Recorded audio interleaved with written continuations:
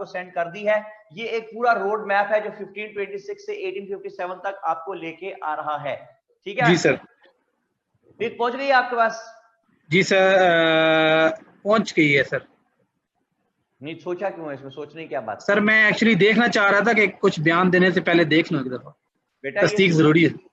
इतना सोच के जवाब देने की आदत चेंज कर। कल को तेरी शादी करनी है, मौलवी पूछेगा फलां बिन फलां भाई बस इतने हक में कबूल है, तू क्या जी इतनी देर में कहे चलो बारात चुप चल ले जाओ। सर मैं पहले देख लूंगा, क्या करेगा? पहले देख लूंगा सर। यानी मुलजिम ने बाकायदा तौर पे बेगैरती का इरादा जाहिर किया और ताक झांक की आदत का एतराफ किया। अल्लाह अकबर। सर असल में आप तस्वीरों पे एतबार नहीं कर सकते, फिल्टर बहुत ज्यादा चल रहे हैं सर। अच्छा भाई ये 50-60 हाँ तस्वीरों पे एतबार मत करना और ब्यूटी पार्लर पे भी एतबार मत करना भाई, ठीक है? वो पता चले कि आप वसीम अकरम को ऑर्डर करें और बाद में शाहीन अफरीदी निकले बीच में से या वकार यूनुस को ऑर्डर करें और नसीम शाह निकल आए बाद में। बस सर कुछ ऐसा ही है। हाँ कि what you order and what you get, बड़ी दिलचस्प चीजें आप लोगों ने बनाई होती हैं वो। ओके जी, हंसते खेलते रहा करें, खुश रहा करें। अच्छा जी, मोहम्मद अमीर हमजा कहते हैं पहुंच गई है सर, पिक्चर पहुंच गई इन तक, वेरी गुड। अच्छा ये पिक्चर देखें, ये मैंने बड़ी मेहनत करके मैंने इसको समराइज कर दिया सब कुछ। जी सर। ये एक 1526 से 1857 तक 4 साल ज़ैनुद्दीन बाबर के, ठीक है? जी फिर सर। 10 साल हुमायूं के 1530 से 1540 तक। Right sir. फिर 15 साल शेरशाह सूरी डायनेस्टी के, जिसमें शेरशाह सूरी है, जी जलाल खान उसका बेटा, और आप देखिए मैंने रेड से लिख दिया मुबरिज खान, यानी इसका मतलब है he has got some negative importance for our cause. और वो नेगेटिव इंपॉर्टेंस क्या थी हसन? मुबरिज खान की sir, actually Mubariz Khan sir, Mubariz Khan बहुत ज्यादा नेगेटिव चला गया था। Very good very good. और सर इसके अलावा मुबरिज खान थोड़ा सा रिकॉल करना पड़ेगा सर मुझे ये मैं कह रहा हूँ जो रिकॉल कर। जी सर, एक्चुअली मुबरिज खान जो था वो सर हिंदुओं की वो बहुत ज्यादा इन्फ्लुएंस में आना शुरू हो गया था। राइट? नहीं पूरी बात करो ना हसन, की भी बात गलत है। He handed over all the administrative affairs to one of his Hindu friends, Himu Chandra Bakal। जी हिमू चंद्र बकाल। क्या? जी सर, हिमू चंद्र बकाल वो एक्चुअली उनको इम्पोर्टेंस देना शुरू हो गया था, उसकी वजह से वो लोग इन्फ्लुएंस में आना शुरू हो गए थे हिंदू मुख्तलिफ पोस्टों पे। Very good. दाऊद लिख रहे हैं हिमू बकाल, शाबाश, वेरी गुड। सदफ बेटी लिख रही है हिमू बकाल, वेरी गुड। और मुस्तफा इमरान कहते हैं मुबरिज वाज वीक एंड इनकॉम्पिटेंट। नहीं वो वीक तो था, उसे ड्रिप लगाई थी, ठीक हो गया था। मुस्तफा वीक की क्या बात भाई? He handed over all the administrative affairs to Himu Chandra Bakal. अच्छा जी, यहाँ पे वो इस्लाम को ले डूबने लगा था, लेकिन आगे किसने बचा लिया? हुमायूं ने। तो देखिए हुमायूं का 1 साल का रूल आगे लिखा हुआ है, killed Mubariz Khan and save the rule from going into Hindu hands. फिर है जनाब अकबर। अकबर की 2 तरह की इंपॉर्टेंस, एक पॉजिटिव और एक नेगेटिव। पॉजिटिव की इंपॉर्टेंस क्या है अकबर की? He killed Himu Chandra Bakal in second battle of Panipat. जी sir. And save the rule from going into Hindu hands. और नेगेटिव क्या?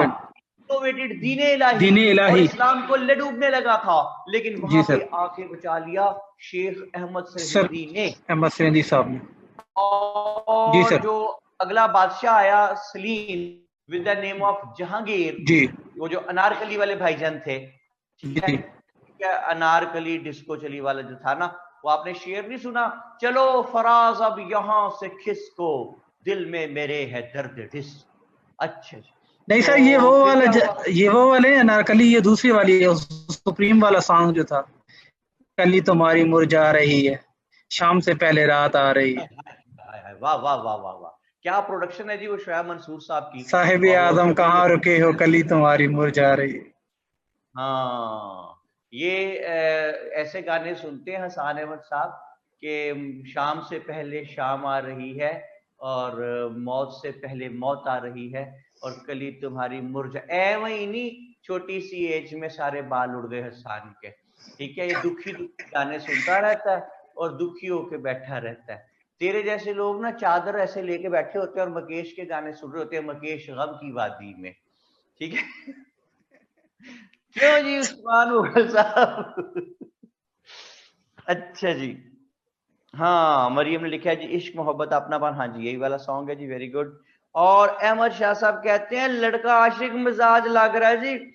अच्छा जी, लड़का भजन हसान की बात हो रही है। डीपी देखी नहीं आपने भाई की? डीपी देखें भाई की, फिर चेक करें। डीपी में मेरे अब्बू का दोस्त लग रहा है देखने में। सर उसे कहेंगे अगर अगर सही नजर नहीं आ रहा तो पर्सनल भेज देता हूँ पिक, हाँ, पर्सनल पिक भेज दे जी इसको। जल्दी से चले, देख लेगा सर। ओके चलें जी, मेरी बात सुना। देखें कितनी खूबसूरती से गुफ्तगू आगे चली और पहुंची जहांगीर तक, जिसने जहांगीर के, देखें मैंने लॉट ऑफ प्लस प्लस लिखे मैंने जहांगीर के, ठीक है, बेशुमार जो ग्रीन से लिख दिए हैं सारे।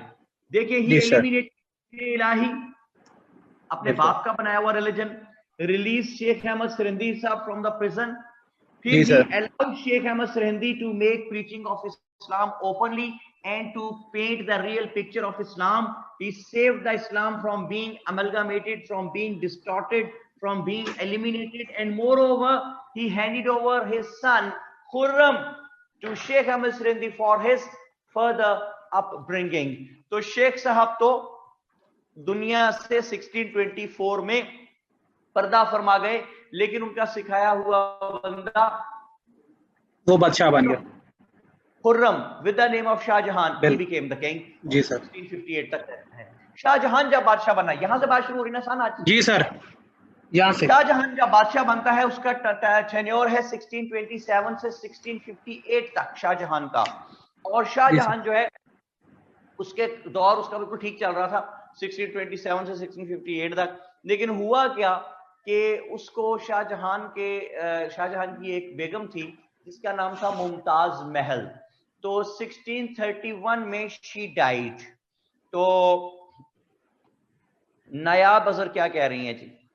अब आप देखिए मैं इस बात का क्या जवाब दूं। वो कह रही हैं कि सर लास्ट 20 इयर्स में मुगल एम्पायर पे क्वेश्चन नहीं आया। अगर मैं साबित कर दूं कि तकरीबन हर साल आता है, फिर कॉमन सेंस से सोचा करो बेटे, ये शेख अहमद सरहिंदी जो हैं, क्या आप इनको अकबर का टाइम पढ़े बगैर पढ़ सकते हैं? ठीक है, तो शेख अहमद सरहिंदी पे मेरी बेटी अक्सर सवाल आता है। ठीक है, अब आप ये कहेंगे 20 साल में नहीं आया, तो 20 साल में कम से कम 4-5 दफा तो आया है। फिर आप शाह वलीउल्लाह को हमने पढ़ना है, शाह वलीउल्लाह को कैसे पढ़ सकते हैं अगर औरंगजेब को ना पढ़े? नायाब सोच के बात किया करना बेटा, कितने समझदार बच्चे आप सारे, हाईली क्वालिफाइड हैं। आए हाय उन पे, ये क्या है? नया उधर क्या कह रही है? सर आए हैं उन पे, आए हैं उन पे। मैं कहा आए हाय। अच्छा जी, सॉरी, पढ़ाई ऐसे जाता है ये। अच्छा जी, मोहम्मद मीर हंस रहे हैं इस बात पे, पता नहीं क्यों हंस रहे, मुझे नहीं पता। सुलह एक कुल इज रिलेटेड टू दीन इलाही। सुलह कुल सबा कह रही हैं कुछ, मुझे पढ़ा नहीं जा रहा बेटे। अच्छा, जैसे अब वादतल वजूद और वादतल शहूद है, फिर शेख अहमद सरहिंदी की सबसे बड़ी सर्विस है दीन इलाही को काउंटर करना। तो अगर हम अकबर का दौर नहीं पढ़ेंगे तो बेटे दीन इलाही का कैसे पता चलेगा? दीन इलाही का पता नहीं चलेगा तो शेख साहब की सर्विस क्या बताएंगे, क्या खत्म किया उन्होंने दुनिया से, मुसलमानों को कैसे बचाया, और उनको मुजद्दिद अलिफ सानी क्यों कहते हैं, ये नहीं पता चलेगा। समझ आ रही है? नायाब कुछ लिख दे अगर समझ आ गई बेटे बात, ताकि मैं आगे चलूं। नायाब कह रही है जी जी, ओके। तो बात आगे चल रही है जनाब, बात आगे चली तो पता चला कि जहांगीर इंजॉयज इमेंस इंपॉर्टेंस, और फिर बात पहुंची थी शाहजहां पे। शाहजहां की बेगम थी जी मुमताज महल, वो फौत हो गई, इसको अपनी बेगम से बड़ा प्यार था। इसने उसकी याद में 2 काम शुरू किए हसन, पता क्या क्या? एक तो इसने ताजमहल बनाना शुरू किया उसकी याद में, दूसरा शादियां करनी शुरू की। ठीक है सर उसकी याद में, उसकी याद को खत्म करने के लिए, उसकी याद में जी, मोहब्बत बहुत थी उससे। 18 शादियां की, जिनमें से एक उसकी हमशीरा से भी कर ली शादी। तो फिर पता चला, कहता बाजी को पता दसिया ही नहीं बाजी। अच्छा चले जी, बार 18 शादियां इसने की, बादशाह था ना जी, बादशाहों के ऐसे। अच्छा जी, ये शाहजहां जो था, एक तो खजाना खाली होने लग गया, दुनिया जहान से बेस्ट पॉसिबल आर्किटेक्ट्स बुलाए गए, बेस्ट पॉसिबल मटेरियल मंगवाया गया, बेस्ट पॉसिबल जो संगे मरमर है वो मंगवाया गया, पत्थर जो है। और still it is included one of the few wonders of the world. Taj Mahal is because the minarets it is having 4 minarets. Those are having a slight tilt outwards while going upward. ऊपर जाते जाते जरा सा slight सा tilt है outwards, इतना कि वो नेकेड आई से नजर नहीं आता। लेकिन why that tilt is there, because in those days there wasn't any kind of protection from the earthquakes. तो जब अर्थक्वेक आते थे बड़ा नुकसान हो जाता था, तो उसमें इन्होंने ये बनाया कि अगर कोई मीनार गिरे तो क्योंकि बाहर की तरफ टिल्टेड है तो वो टॉम पे नहीं गिरेगा, गुंबद पे नहीं गिरेगा, उसको नहीं तोड़ेगा। यानी एक ये आर्किटेक्चर का शाहकार है ताजमहल जो है। तो इसमें ताजमहल में खजाना खाली होने लगा, एक तो ये प्रॉब्लम हुआ। दूसरा प्रॉब्लम ये हुआ कि इसके 4 बेटे थे औरंगजेब के, ही वाज हैविंग 4 सन्स। एक का नाम था दारा, लिख ले चारों के नाम, दारा शिको, एक का नाम था Shah Shuja,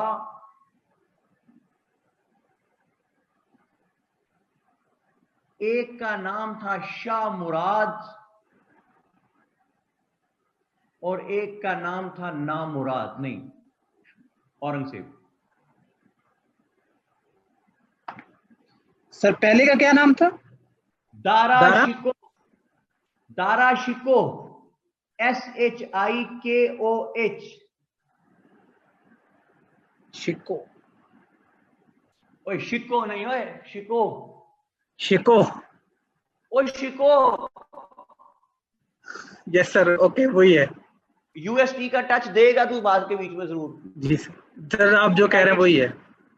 United States of Talagang का टच देगा कि शिको, दारा शिको, ओए दारा शिको, दारा शिको ना शिको। जो सर आप कह रहे हैं वही है। नहीं वही वाला नहीं, खुद क्या है, दारा शिको, दारा शिको, ये चीज फिर शिको। ये है बेटे, पीछे जो है ना बैकग्राउंड में तलागंग चल रहा है, ये दारा सर शिको। पता चलना चाहिए काम। हाँ शिको नहीं है, शिको है। अच्छा जी, सबा खान क्या कह रही हैं? हसन अहमद कहते हैं मतलब बहन, क्या मतलब मुझे नहीं पता सर। ऊपर उन्होंने क्वेश्चन पूछा था हमशीरा का मतलब क्या होता है, तो अच्छा लो कमाल हो गया जी, हमशीरा का मतलब नहीं आपको पता? सबा खान कमाल है बेटा, ये तो आम सा लफ्ज है भाई, कौन सी। इकरा जैनब ने इंग्लिश में बता दिया सिस्टर, और उर्दू नहीं आ रही इंग्लिश में बता रही। अच्छा जी, उस्मान मुगल साहब कहते हैं सर मैप बनाने का तरीका बताना था, आपने बता दिया था जी मैंने। शजिया नकवी, सर आखिरी बेटे का क्या नाम था? औरंगजेब। सारा सुलेमान क्या कहती हैं? Please repeat names. वाह जी वाह यार, यहाँ पे कोई लिख दे बंदा। फरहान लिख रहे नामुराद नहीं, औरंगजेब उसका नाम था भाई। I told not asked. Saba Khan कह रही है जी मैंने बताया था, पूछा नहीं था। सॉरी बोलो सबा से सारे जिसने कहा है कि उसको हमशीरा का मतलब नहीं पता। ठीक है, मेरे समेत सॉरी भाई सबा, ठीक है भाई। ऐसा निशा क्या कहते हैं, लेकिन मुझे इसने मिसलेड किया था सबा, ये जो पाई बैठा है ना तलागंग वाला ये। सर मरियम ने पूछा था कि हमशीरा मतलब। अच्छा मरियम ने पूछा था, सॉरी भाई। अच्छा आगा फरहान क्या कहते हैं? वो कहते हैं दारा शिको शाह शुजा, शाह शिको नहीं भाई आगा साहब, दारा शिको, शाह शुजा, शाह मुराद और औरंगजेब, और अब मुझे माफ कर दें। अमीर अब्दुल्ला कहते हैं शाह शुजा, शाह मुराद, औरंगजेब, दारा शिको। ठीक हो गया जी, तरतीब आपने बच्चों के आगे पीछे कर। ओके, 4 बेटे थे, दे ऑल 4 सन्स। एक दिन दारा शिको कहने लगा, पहले तो हमने मैप पे देखते हैं हमने लिखा क्या इसके बारे में, शाहजहां नेगेटिव क्या है। His sons attacked Persia and made them enemies। तो दारा शिको बड़ा बेटा एक दिन कहने लगा कि अबई, क्या कहता है? अबाजी, अबई मैं ये पर्शिया से हमें बड़ी थ्रेट रहती है, अगर आप कहें तो मैं इनको सेट ना करके आऊंगा। उसने कहा जा। उसने कहा ये आपकी किसी भी फौज लेके नहीं जाऊंगा, मैं अपनी फौज बनाऊंगा और वो लेके जाऊंगा। उसने अपनी फौज बनाई, फौज लेके वो पर्शिया गया। उसका ख्याल था बड़े आराम से वो उन्हें शिकस्त दे देगा। एडविन भाई गाने बंद कर दें। जी सर। नहीं आपको नहीं कह रहा था। ओके, कह रहा हूं कि वो अपनी फौज लेके गया, उसका ख्याल था वो बड़े आराम से उनको शिकस्त दे देगा। But contrary to his expectations, Persia वालों ने हसन उसको कहा कि हल्का ले लिए, उसको बहुत मारा। ठीक है, बहुत मारा। बहुत मारा, और जूते तो अच्छा लफ्ज नहीं होता, शूज मारे थे उसे, शूज कर दिया उसको, इतने शूज मारे, वो पैंट ही लगाई, मेरे कहते हैं उसे, पैंट ही लगा दी थी। वापस आया मार मूर खा के। तीनों शहजादे बहुत हंसे। बाकी कौन कौन? शाह शुजा, शाह मुराद और औरंगजेब। कहते देखो भाई जी, मार खा के आया बुरी तरह से, उसे गुस्सा चढ़ा। उसने कहा भाई इतना है तो इनको क्या खुद चले जाएं ये लड़ने? तो शाह शुजा ने कहा कि हम जाएंगे, पर्शिया वालों को सबक सिखा के आएंगे। तो अब्बा ने कहा जा। कहता नहीं ऐसे नहीं भाई, मैं अपनी फौज बनाऊंगा और फिर जाऊंगा। लो जी पाजी, उसने अपनी फौज बनाई, नहीं कुछ उसमें से फौज उसे चुने लोग, और अटैक करने चला गया पर्शिया, और इसको भी उन्होंने बहुत सारे शूज मारे। ठीक है जी। ये भी शूज होके वापस आया। जब वापस आया तो औरंगजेब और शाह मुराद बहुत हंसे। उसने कहा तुम चले जाओ। तो शाह मुराद चला गया फौज बना के, came back with the same result, मार खा के आया।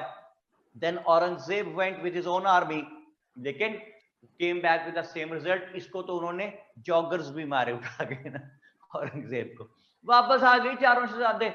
यहाँ पे चारों शहजादे हार के बैठे हुए हैं, तो वहां पे शाहजहां इनसे बात करता है, और शाहजहां एक जुमला बोलता है जो हारे हुए लोगों का, जो स्पिरिट से आउट हुए हुए लोग उनका, जो डेडिकेशन हार चुके हो उनका, जो एम्बिशन लेस हो चुके हो उनका, जिनका कॉन्फिडेंस शैटर हो चुके, उनको बूस्ट अप करने के लिए ये जुमला आज भी इस्तेमाल होता है। और उसने कहा मेरे शहजादों, तारीखी जुमला है, उसने कहा मेरे शहजादों, तुम जीतो या हारो सुनो, हमें तुमसे प्यार है।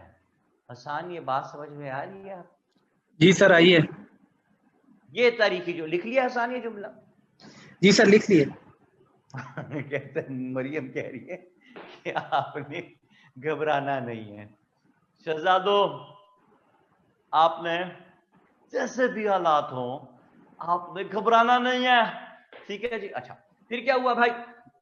चारों शहजादे मार मुर खा के आ गए। आपने एक बात नोट की हसन, के पर्शिया वाले अटैक नहीं कर रहे रिस्पॉन्स में? नोट किया? जी सर। जी सर। वो सिर्फ डिफेंस करके बेचारे बैठ जाते हैं। क्यों अटैक नहीं करते रिटेलिएशन में? Retaliate why they did not retaliate?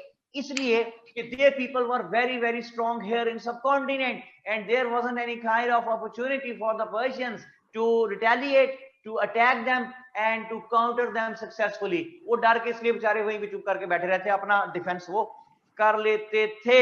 अच्छा जी, फिर क्या हुआ? फिर ये हुआ कि औरंगजेब का, सॉरी, शाहजहां का टाइम चल रहा है, लावा पक रहा है पर्शिया में, लेकिन वो इसके खिलाफ कुछ कर नहीं सकते थे। ये बहुत ताकतवर थे। हुआ क्या कि 1658 के नजदीक जाके Shahjahan got sick very badly, और जब ये बहुत बुरी तरह बीमार हो गया शाहजहां, तो उन्होंने क्या किया? चारों शहजादे, जुमला सुनिए, कि चारों शहजादे वो जो जंग लड़के आए थे वहां से, चारों हार के आए थे। No matter they lost their wars, but they managed to learn and earn the most precious experience of making an army, leading an army, launching an attack on the enemy, fighting the war, surviving the war, and to come back. ये experience उनके पास है, और अपनी फौज भी बन चुकी है। तो शाहजहां जब 1658 के नजदीक जाके हुआ बीमार, तो जुमला सुने, चारों शहजादे अपनी अपनी फौज लेके बाप की सेहत के बारे में दरियाफ्त करने के लिए आए। आसान, इसका मतलब समझ आ गया? आ गया सर। यानी कब्जा करने आए है ना, कि अब बात बीमार हो गया, मैं कब्जा कर लेता हूं। तो महल के बाहर चारों की हो पड़ी थी जंग शहजादों की। ये जो औरंगजेब था सबसे छोटा, ही was a very tricky person. उसने क्या किया कि उसने शाह मुराद और उसकी फौज को साथ मिला लिया। यानी अब दो फौजें मिलके एक तरफ हो गई, एक फौज अलग दारा शिकोह की रह गई, एक फौज अलग शाह शुजा की रह गई। तो जाहिर है जहां दो फौजें मिली हुई थी उन्होंने कब्जा कर लेना था। तो उन्होंने जनाब अली कर लिया कब्जा, शाह शुजा को भी गिरफ्तार कर लिया, दारा शिकोह को भी गिरफ्तार कर लिया, महल में एंटर हुए और अबई को भी गिरफ्तार कर लिया। तो शाहजहां ने कहा कि गुस्ताख, हमें क्यों गिरफ्तार कर रहे हो? तो उसने कहा अब्बा, अब्बा होएगा खर होगा, ये प्रोफेशनलिज्म की जंग है, ये लस्ट ऑफ पावर है, और ये मैं ही जीतूंगा। तो औरंगजेब ने अब्बा भी गिरफ्तार कर लिया, बड़ा भाई दारा शिको भी गिरफ्तार कर लिया, और दूसरा बड़ा भाई शाह शुजा भी गिरफ्तार कर लिया, और फिर उसने अपनी फौज को ऑर्डर किया कि शाह मुराद को भी गिरफ्तार कर लो। और तो शाह मुराद ने कहा भाई मैं तो तुम्हारे साथ हूं। उसने कहा बेवकूफ आदमी, तुम मेरे साथ हो या नहीं हो, तुम्हारी फौज मेरे साथ है। तो शाह मुराद को भी गिरफ्तार कर लिया, तीनों भाइयों को जेल में डाल दिया। अब्बा जो था शाहजहां, उसको एक ऐसे कैद खाने में बंद किया कि वहां से जिस वक्त बाहर देखते थे तो सिर्फ एक ही झरोका था पूरे कैद खाने में, और उसका एंगल ऐसा था कि जब बाहर देखो तो वहां से सिर्फ ताजमहल नजर आता था और कुछ नजर नहीं आता था। What a irony of the fate कि millions and billions of people have gone to see Taj Mahal, and they have visited Taj Mahal, they have seen Taj Mahal, they have praised all the beauty of this beautiful building Taj Mahal. लेकिन the person who made all that, Shah Jahan, he could never enter in the Taj Mahal. What a irony of the fate. क्योंकि उसके inauguration से 2-4 दिन पहले ही ये शहजादों वाला जो कू था, COUP, coup, it took place, और the king was arrested and he was placed in that particular prison जहां से सिर्फ उसको ताजमहल नजर आता था। तो अब्बा ताजमहल देखता था वहां से, तो ताजमहल देख के तड़फता था, तड़फाहट। हसन, तड़फना समझते हैं ना आप? जी जी सर। तड़फना, तड़फता था, बहुत तड़फता था बेचारा। और जनाब अली इस तड़फाहट के चक्कर में जो अपना ये शाहजहां था, एक दिन एक सिपाही आया और उसने आके बादशाह को बताया, औरंगजेब को, कि बादशाह सलामत, आपके अब्बा जी माजूल बादशाह जो हैं वो ताजमहल को देखते हैं तो बहुत तड़फते हैं, तो देखा नहीं जाता। तो औरंगजेब को बहुत तरस आया, बड़ा उसका दिल पसीजा। उसने एक बहुत एक्सपर्ट आदमी को भेजा और कहा कि जाके अब्बा की आंखें निकाल दो, न आंखें होंगी, न ताजमहल देखेगा, न तड़फेगा, न होगा बांस, ना बजेगी बांसुरी। हाँ जी, अब्बा आंखें निकाल दीजिए अब्बे की। और फिर एक दफा शाहजहां 1658 में कैद किया गया था जी। 1666 8 साल उसी कैद खाने में एड़ियां रगड़ता शाहजहां जो है वो मर गया। औरंगजेब बादशाह था। औरंगजेब 1658 से 1707 तक 49 इयर्स बादशाह रहता है औरंगजेब। और इन 49 इयर्स में Aurangzeb was a very very rigid Muslim, was a very staunch Muslim, और he was having a very harsh behaviour with the non Muslims. उन पे बहुत सख्त पाबंदियां लगाता था नॉन मुस्लिम्स पे। उनके लिए जो है नॉन मुस्लिम्स के लिए बड़ी मुसीबतें क्रिएट करता था। नॉन मुस्लिम्स को औरंगजेब ने जिजिया बहुत बढ़ा दिया है, JIZYA, जिजिया। ये शुरू से इस्लाम में मौजूद था कि ये नॉन मुस्लिम्स पे लगाया जाता था कि आप हमारी हुकूमत में रहते हैं और हम आपकी हिफाजत करते हैं। तो ये जिजिया जो है उसने बहुत बढ़ा दिया नॉन मुस्लिम्स पे। छोटी छोटी बातों पे नॉन मुस्लिम्स को बड़ी बड़ी सजाएं देता था। जैसे कि मैंने आपको बताया था कि छोटी बात पे बड़ी सजा। हसन, याद है आपको वो क्या होती है? छोटी बात पे बड़ी सजा? जी सर। क्या होती है? छोटी बात पे बड़ी सजा होती है सर, बुरी होती है।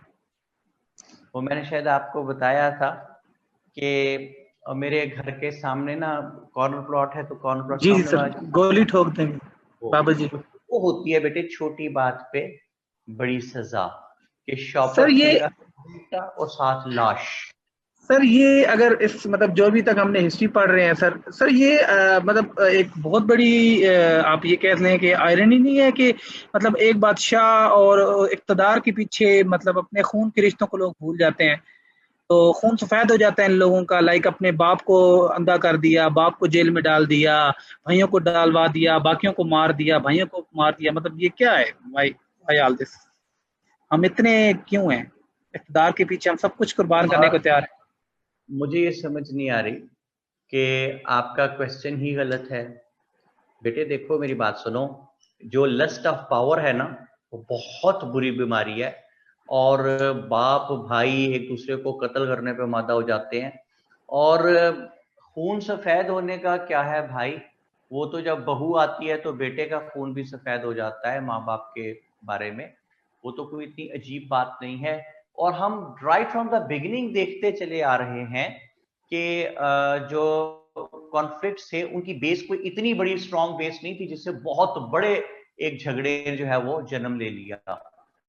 तो वो चलते चलते बात फिर लस्ट ऑफ पावर पे जब आती है, अभी उसके सवाल का मैंने जवाब देना, बड़ा अच्छा सवाल उन्होंने किया है, जरा सा स्क्रॉल डाउन करें जी एडमिन, जरा सा ये। और ये मोहम्मद अहमद साहब ने बड़ा अच्छा सवाल किया, मैं उनके सवाल का जवाब देता हूँ। पहले मैं हसन के सवाल का जवाब दे दूं कि why such kind of unfortunate incidents take place in which the blood relations stop caring about each other. Lust of power बहुत बड़ी चीज है बेटा, तो इसमें बाप बेटों को और भाई भाइयों को कत्ल कर देते हैं बादशाह बनने के लिए। तो ये कोई इतनी यूनिक चीज नहीं है, अभी आप आगे भी जाके देखेंगे कि कितने लोगों ने कितने लोगों को कत्ल कर दिया सिर्फ लस्ट ऑफ पावर के चक्कर में। जैसे कि मैंने आपको बताया था कि प्रिंस जूना मोहम्मद बिन तुगलक, उसने अपने बाप को वो जो मार दिया था घोड़े के ऊपर। आके ऊंचा कर दिया था, कत्ल कर दिया था उसने, ठीक है। तो जी ये सर। कोई ऐसी बात नहीं है। दूसरी बात, अब आ रहे हैं मोहम्मद अहमद के सवाल की तरफ। उससे पहले आगा फरहान की तारीफ करूंगा, उन्होंने लिखा है कि डिस्प्रोपोर्शनेट पनिशमेंट को कहते हैं, जुर्म छोटा और सजा बड़ी। वेल डन यार आगा, शाबाश। मोहम्मद अहमद साहब क्या कहते हैं जी, वो कहते हैं sir please explain Humayun took asylum in Persia as Shah Iran was a good friend of Humayun, then why his grandchildren attacked Persia? तो मोहम्मद अहमद देखिए, बात यह है बेटा कि पॉलिटिक्स जो है उसमें ना दुश्मनी परमानेंट होती है ना फ्रेंडशिप परमानेंट होती है। It has been said by Quaid Azam Mohammad Ali Jinnah कि in politics there is no permanent enmity and there is no permanent friendship, ठीक है। अपने वो इंटरेस्ट चेंज होते चले जाते हैं। हुमायूं ने उनके साथ जो डील्स करके आया था शाह तहमद से मदद लेके, लेटर ऑन उसने उनको शायद फुलफिल नहीं किया था, तो इनके बीच में कोई अच्छे तल्लुकात नहीं रहे थे पर्शिया और इंडिया के बीच में। बार लंबी चौड़ी कहानी है, हमारी बात नहीं है। अच्छा जी, तो बात क्या बनी जनाब कि शाहजहां 1666 में एड़िया रगड़ता मर गया। औरंगजेब वाज अ स्टॉन्च मुस्लिम। तो औरंगजेब से पहले हम देखें, औरंगजेब की पहली चीज पॉजिटिव, वो क्या, he was staunch Muslim and number of Muslims increase. देखें, due to his harsh attitude लोग इस्लाम कबूल करने लगे, ठीक है। और उससे क्या हुआ कि number of Muslims increased up to great extent. तो मैंने आपसे पिछले लेक्चर में जिक्र किया था कि जब कोई रिलीजन एम्ब्रेस करता है तो अगर उस पर जनरेशन एक दो चेंज हो जाएं तो फिर जो नीचे वाली जनरेशन के लोग हैं they never change their religion because they are of the view कि अब हमारे बाप का रिलीजन है तो हमारे दादे का रिलीजन है, परदादे का, हम क्यों चेंज करें। तो इस्लाम तो वैसे भी रोशनी का मजहब है, दीन फितरत है। सो whosoever came in Islam went back, rather he started loving Islam, started practicing Islam practically. So number of Muslims increased up to great extent due to the embracement of Islam in the time of Aurangzeb in a huge number. बहुत तेजी से number. बिल्कुल sir. Political history of the sub continent, ठीक हो गया जनाब हसन साहब? जी sir, बिल्कुल ठीक। अब बात यह है कि नंबर ऑफ मुस्लिम्स तो इंक्रीज हो गया, लेकिन साथ साथ लावा पक रहा है। हसन, लावा कहां पक रहा है? देखिए, आपने एक बंदे को जबरदस्ती हिंदू के बंदे को मुसलमान बना दिया, उसकी 400 बंदे की बरादरी है, 50 बंदे आपने मुसलमान कर लिए, 350 बंदे में लावा पक रहा है कि यार इसने हमारा बंदा जो है मुसलमान कर दिया, ठीक है। बिल्कुल। तो वो, लेकिन वो कर कुछ नहीं सकते क्योंकि Aurangzeb was very very strong. ये तो लावा पक रहा है मुल्क के अंदर, मुल्क के बाहर भी एक जगह लावा पक रहा है। कहां? पर्शिया में लावा पक रहा है जी। जहां पे वो अटैक करते थे और वो बेचारे चुप करके डिफेंस करके बच जाते थे, रिटेलिएट नहीं करते थे, वो भी मौके की ताक में है। लावा मुल्क से बाहर भी पक रहा है, लावा मुल्क के अंदर भी पक रहा है, लेकिन वो कुछ कर नहीं सकते क्योंकि Aurangzeb was very strong. But in 1707 when Aurangzeb died, तो बोथ दीज लावाज इरप्टेड रैपिडली, और बाहर से आके नादिर शाह ने मारा। 1739 में the Persian king Nadir Shah he came to subcontinent, और उसने यहाँ के लोगों को बहुत मारा। एक दिन में हजारों लोग कत्ल कर दिए दिल्ली में। दिल्ली की गलियां खून से भर गई, ब्लड शेड था हर तरफ, एक अजाब था, और indiscriminate killing was made by Nadir Shah as it was made by कौन? तैमूर लंग इन 1397। याद आया? जी सर। तो नादिर शाह, अब नादिर शाह से जाके बात कौन करे हसन कि इनडिस्क्रिमिनेट किलिंग ना करें? सर कोई ना कोई मुस्लिम या गया होगा, या कोई मतलब ऐसा बंदा जिसकी थोड़ा सा इन्फ्लुएंस हो। पढ़ो अहमद शाह क्या लिख रहा है और जाहिदा फारूक क्या लिख रही हैं। ओल्ड पीपल, एक्सपायर्ड बाबे, वो जो यूपीएस में लगे हुए थे। जी सर।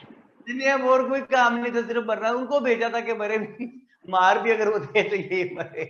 तो ये बाबे उसके पास गए और जाके उसको, नहीं जी शाह वलील्लाह बिल्कुल नहीं गए थे, मोहम्मद अवैस बिल्कुल इस बात पे मुतल्लक थे। अच्छा जी, तो ये नादिर शाह जो है बहुत लूट मार मचा के यहाँ से इंतकाम लेके अपना पर्शियंस का वापस गया, और यहाँ पे अंदर जो लावा पक रहा था उसमें मरहट्टास जो थे, सिख जो थे, हिंदू जो थे, उन्होंने मारना शुरू कर दिया मुसलमानों को। अच्छा, तो इनकैपेबल सक्सेसर से पीछे कर कुछ सके नहीं थे। औरंगजेब पे पहुंचे तो दूसरी चीज जो नेगेटिव लिखी हुई है वो क्या है कि his harsh attitude made the non Muslims enemies of Muslims. तो उन्होंने फिर मुसलमानों को मारना शुरू किया, और अपने पीछे औरंगजेब छोड़ के क्या गया? Incapable successors. ये इनकैपेबल क्यों है सक्सेसर्स? सुने, देखिए मैंने आपको पहले बताया था कि बादशाह का जो बेटा होता है, जो शहजादा होता है, वो बचपन से बाप के साथ होता है, और बाप के साथ रह रहा होता है, देख रहा होता है किस तरह इंट्रीग्स चल रही हैं, बाप कैसे उनको सप्रेस कर रहा है, इन्वेजन्स कैसे हो रही हैं, बाप कैसे उनसे निपट रहा है, दोस्त मुल्क का बादशाह आ गया उसको कैसे डील करना है, कॉन्ट्रैक्ट्स कैसे बनवाने हैं बाहिमी, ये सब देखता हुआ बड़ा हो रहा होता है शहजादा। और जब बाप मौत होता है तो शहजादा ऑटोमेटिकली बादशाह बन जाता है, तो ऑलरेडी ट्यून्ड होता है, तो कोई मसला खड़ा नहीं होता। लेकिन जो औरंगजेब के 5 बेटे थे, he never allowed any one of them even to enter in the royal court once in their lifetime. उनको एक मर्तबा भी इसने महल में एंटर नहीं होने दिया। हसन क्यों एंटर नहीं होने दिया? इसलिए एंटर नहीं होने दिया कि गिल्टी कॉन्शियस था, उसको पता था कि इसने अपने भाइयों मिलके किस तरह बाप के खिलाफ बगावत की थी और तख्ता उल्टा था बाप का, तो इसको अपने बेटों से डर था कि कहीं वो भी वैसी ही हरकत ना करें। ठीक है जी, समझ आ गई बात? जी सर। लेकिन जब बादशाह मर गया औरंगजेब, तो 5 जो थे उनमें से एक को लाके बादशाह बनाया गया। तो वो देखिए, उनको तो पता ही कुछ नहीं था कि बादशाह कैसा होता है, कैसे डील करना चाहिए, क्या क्या करना चाहिए, दोस्तों से कैसे बात करते हैं, दुश्मनों से कैसे निपटते हैं, रॉयल कोर्ट के अंदर जो इंट्रीग होती है उसको कैसे सप्रेस करते हैं, पता ही नहीं ना कुछ। तो जब small people in big office sir. हाँ जी, बिल्कुल इन्हें कुछ नहीं पता था। तो जब ये बादशाह बने, इनको पता ही नहीं था कि करना क्या है। बहुत से लोग जो जो आके कहते थे वो करते रहते थे। बाद में पता चला कि ये तो सारा सिलसिला ही गलत कर रहे थे भाई। डिसिपेशन में पड़ गए जी, अयाशियों में। गोंदे राघव मैं आपका गुलाम हूँ, अच्छा कहता मैं बादशाह हूँ, मेरा जो दिल चाहे मैं करूं।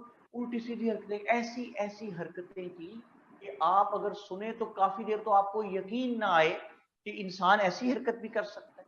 बोलो देखिए ना, बादशाह सोया पड़ा है और उसको जगाना कैसे है कि 15-20 कनीजें और खड़ी वो सितार बजा रही हैं जनाब, और बादशाह सलाम सितार की आवाज से उठेंगे आहिस्ता आहिस्ता। वाह रे वाह, जूते ना मारे तुझे पकड़ के बगैरत आदमी, बेड़ा गर्क कर दिया तुमने इस्लाम का सब कॉन्टिनेंट में। अपने पुरखों की जो सारी बनाई हुई चीजें थी वो सारी आपने बर्बाद कर दी, और ब्रिटिशर्स को आपने खुल खेलने का मौका दिया और आप उनके गुलाम बन गए।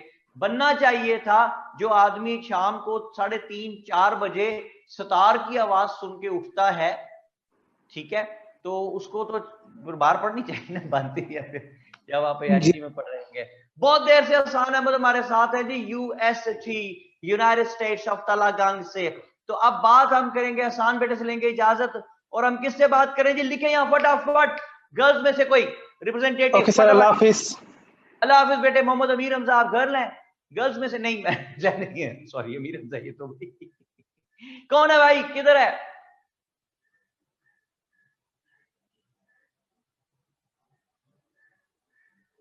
कोई नहीं है भाई।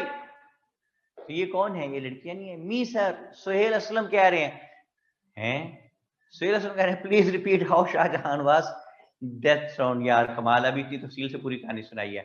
बात कराएं जी मेरी उससे बच्ची से, ये कौन है? जायदा से बात कराएं।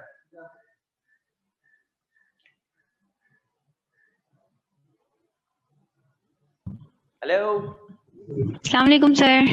वालेकुम अस्सलाम। जायदा कैसी हो भाई, ठीक हो? जी अल्हम्दुलिल्लाह। पहले तो बहुत बहुत मुबारकबाद बेटे कि आप इस बैच को रिप्रेजेंट करने के लिए आ ही गई हैं कम से कम, और तो भी बात नहीं। तो आपने पहले क्या पढ़ा हुआ है? एकेडमिक बैकग्राउंड क्या है? सर मैंने एमफिल किया हुआ है बिजनेस मैनेजमेंट में। माशाल्लाह, वेरी गुड जी, वेरी गुड। अच्छा ज़ाहिदा, मुझे बताएं अब तक की कहानी समझ आ रही है आपको सारी? जी सर बिल्कुल। तो औरंगजेब के क्योंकि इनकैपेबल सक्सेसर्स थे, एक प्रॉब्लम। दूसरा प्रॉब्लम ये कि लोकल्स जो है उनमें लावा पक रहा था क्योंकि ही वाज अ स्टॉन्च मुस्लिम, 2। और तीसरा बाहर एक लावा पक रहा था पर्शिया में। समझ आ गई बात? तो बाहर से भी मार पड़ी, अंदर से भी मार पड़ी, और Muslims would have been crushed, they had been sandwiched in between the external and internal powers, और मुसलमान they had started hiding their religion, इसलिए कि पता चलता था मुसलमान है तो मार पड़नी शुरू हो जाती थी। बहुत बुरे हालात में थे मुसलमान उस दौर में। तो जैसे कि मैंने आपको बताया कि अकबर की 2 तरह की इंपॉर्टेंस, एक पॉजिटिव एक नेगेटिव। पॉजिटिव क्या जाहिदा? नेगेटिव। पॉजिटिव क्या? सर पॉजिटिव उसने हीमू बकाल, उसने हीमू चंद्रा बकाल को उसने मारा था। और नेगेटिव उसने दीन इलाही इंट्रोड्यूस करवाया था। शाबाश। दीन इलाही इंट्रोड्यूस करवा के इस्लाम को ले डूबने लगा था, लेकिन वहां आके बचा लिया किसने? शेख अहमद सरहिंदी ने। ओके जी सर। उसी तरह औरंगजेब की एक पॉजिटिव इंपॉर्टेंस, एक नेगेटिव। पॉजिटिव क्या कि नंबर ऑफ मुस्लिम्स इंक्रीज, और नेगेटिव क्या? इंक्रीज हुए कि उसने यहाँ पे दावा पकड़ा था उसके, और वो इनकैपेबल सक्सेसर छोड़ के गया उसको हैंडल करने के लिए। तो इस तरह इस्लाम को अपनी पॉलिसीज से, अपने मरने के बाद अपनी पॉलिसीज के इंपैक्ट की वजह से ले डूबने लगा था, लेकिन वहां आके बचा लिया शाह वलीउल्लाह ने। ठीक है जी, ये जनाब यहां मैंने लिखा Shah Waliullah. Shah Waliullah was born in Delhi in 1703। 1703 में शाह वलीउल्लाह दिल्ली में पैदा हुए। शाह वलीउल्लाह के फादर जो थे उनका नाम था शाह अब्दुल रहीम। शाह अब्दुल रहीम। और initial education he got from his father, लेकिन नबी शाह वलीउल्लाह जिनका असली नाम था कुतुबुद्दीन। तो अभी शाह वलीउल्लाह छोटे ही थे, 17-18 साल के थे, तो his father died, and when his father died तो he had to be on the job. और जॉब क्या की? मदरसा रहीमिया, अपने फादर के बनाए हुए मदरसे में टीचिंग करने लगे। बात आगे चलती है, और शाह वलीउल्लाह जब बड़े हुए तो he observe that the Muslims were in a very very drastic situation. They had fallen in a very hazardous circumstantial situations, because the Marathas were killing the Muslims ruthlessly here in India, and from external side, from Persia, Nadir Shah, the Persian king, he came, he invaded, and he killed the Muslims ruthlessly. such kind of brutal attitude with the Muslims, it would have eliminated the Muslims, because the Muslims had been crushed not only from inside but from the outside as well, and they had been sandwiched in between the Persians and the Marhatas, or the king had really become a passive being. बादशाह की कोई सुनता ही नहीं था, वो बाहर जाके लोगों पर रोब डालता था कि मैं बात जाऊं, तो लोग कहते जा यार बादशाह का घर होगा अपने, और घर आके रोब डालता था तो कहते यार बादशाह होएगा तो बाहर होएगा। तो बेचारा इस चक्कर में बादशाह जो है he had really become a passive being, और बादशाह जो है उसकी से ही कोई नहीं थी। रिच क्लास जो है, elite class, they had बिल्कुल they had gone out of any kind of rules and regulations, and they were not under any constitution. वो स्प्लिट हो गए हुए थे, वो अपना काम करते थे अपनी मर्जी से, कोई टैक्स वैक्स नहीं देता था हुकूमत को। लेकिन जो गरीब आदमी था उस पे इतना टैक्स लगा दिया गया था कि उसका जिंदा रहना मुश्किल हो चुका था। बहुत ही मुश्किल सूरत हाल से अवाम गुजर रहे थे, मुसलमानों को बहुत मार पड़ रही थी। तो ऐसे में उठा फिर एक दीन मोहम्मद का सिपाही जिनका नाम था शाह वलीउल्लाह। शाह वलीउल्लाह ने मुस्लिम्स को रेस्क्यू करने की सोची, लेकिन रेस्क्यू कैसे किया जाए, जंग लड़ने की जरूरत थी मरहट्टास के खिलाफ। जंग कौन लड़े, Shah Waliullah was never a warrior, लेकिन उन्होंने ये जिहाद अपना शुरू किया, एक खास तरीके से कलम के जरिए जिहाद शुरू किया। He started writing letters to millions of the different people, और उसमें उन्होंने लिखा कि this is the time to do jihad, please come and had jihad against Marhatas and save the Muslims. Shazia Naqvi कहती हैं who was the king at that time. Different kings थे जी, अहमद शाह रंगीला भी था, और उससे पहले 7-8 के नाम मैंने आपको लिख के दिए हुए। ये दौर अहमद शाह रंगीला का है। अच्छा जी, तो शाह वलीउल्लाह ने जो खत लिखे कि जिहाद करने की जरूरत है, so he was the first ever person who provoked the spirit of jihad among the Muslims of India. तो जनाब इस जिहाद की पुकार पे शाह वलीउल्लाह के 2 लोग उठ के आए। एक का नाम था नवाब नजीबुद्दौला, जो कि नजीब आबाद का नवाब था। निज़ायदा कुछ कह रही है बेटा? नहीं सर, ये आमना का माइक शायद अनम्यूट हुआ है। आमना का माइक भी अनम्यूट है। आमना कैसी है बेटा, आप ठीक हैं? चली गई। अच्छा जी, तो मैं क्या कह रहा हूं कि शाह वलीउल्लाह ने नवाब Najeeb provoked the spirit of jihad among the Muslims of India. He was the first ever person. तो नजीबुद्दौला आया उनकी आवाज पे, नजीब आबाद का नवाब था, और साथ अहमद शाह अब्दाली जो कि अफगान किंग था वो भी फौज लेके आया। इन्होंने जिहाद किया, मरहटास को मारा। दे 1748 इस वाज, साल नोट कर लें, 1748 इट वाज, 1748। तो इन्होंने अहमद शाह अब्दाली वगैरह ने शिकस्त दी, मरहटास को बहुत मारा, and they really broke the power of Marhatas and save the Muslims from becoming their slaves. इस तरह ये वापस चले गए। Moreover, Shah Waliullah observed that the Muslims had fallen in a very, very serious situation. So he wanted to cure that particular problem, जिसमें मुसलमान घिरे हुए थे इसकी वजह से।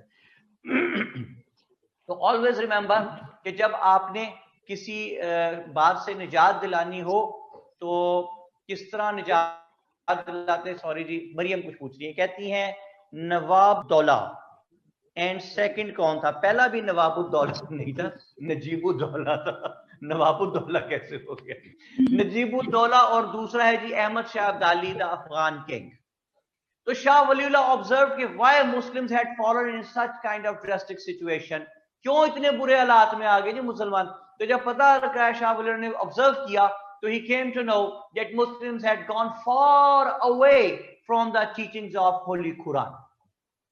तो फिर शाह वलीउल्लाह ने ये नोट किया कि होली कुरान की टीचिंग से मुसलमान दूर क्यों हैं। तो he came to know that as Holy Quran was only available in Arabic language, which was not the language of the land, that is why the Muslims had Quran Majid in their homes, but they were not unable to understand that with its meanings. So Shah Waliullah decided to make a great service for the Muslims of India, and he started making the translation of Holy Quran into Persian, which was the language of the land. When Shah Waliullah started that, तो a lot of religious people, ठेकेदार जो religion के होते हैं हर दौर में मौजूद होते हैं, उनको किसी ने ठेका दिया नहीं होता, वो खुद ही ले लेते हैं, वो आ गए और उन्हें शाह वलीउल्लाह कहा कि आप तो नौजुबिल्लाह कुरान की बेहुरमती कर रहे हैं, हम आपको कत्ल कर देंगे।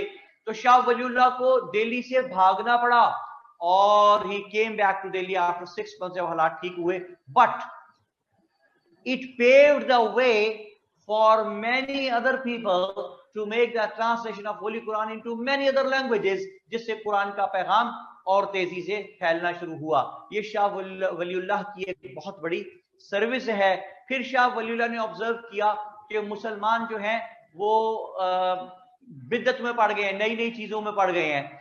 For that Shah Waliullah manage to teach the Muslims कि please follow Quran and Sunna in the letter and spirit. Quran और सुन्नत को फॉलो करें, आप राइट लेफ्ट कहीं हो ही नहीं पाएंगे जिंदगी के किसी रास्ते पे।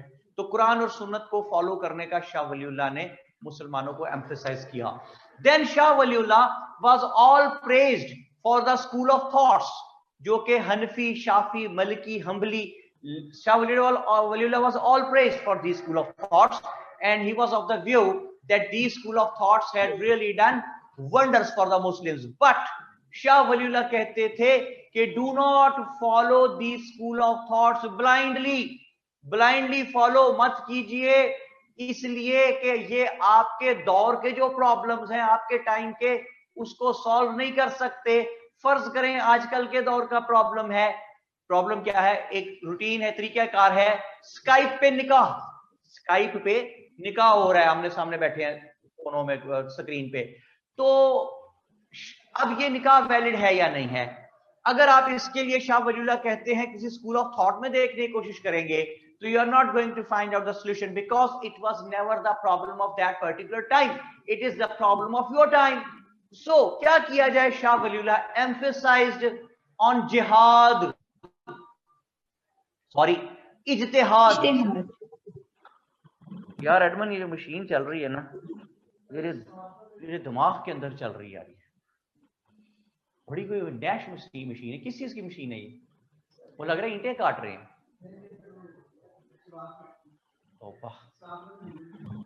आप लोगों को ये आवाज आती है माइक से कि नहीं आती मशीन की? ज्यादा नहीं सर। यस के नो? नो सर, नो नहीं आती ना, सूखी बैठे हो मजे से घरों में, आवाज तो मुझे आ रही सारी। अच्छा जी सर, कोई कंस्ट्रक्शन हो रही है? साथ वाले जो कंस्ट्रक्शन हो रही है और हमारे वर्ल्ड टाइम्स में भी हो रही है, और हम पीछे हॉल कमरे भी 2-4 बनाए हैं, लेकिन वो हमारा तो उस वक्त आवाज कोई शोर नहीं आ रहा वहां से। ये साथ वाला एक बहुत बड़ा हॉस्टल है, वहां से आवाज आ रही है, उधर कुछ बन रहा है। जी जी, इधर और भी आवाजें हैं। सॉरी जायदा, क्या कह रही है? सर आगा फरहान का है नामुराद मशीन। हाँ, नामुराद मशीन, नैश मशीन कह रहा था मैं इसको।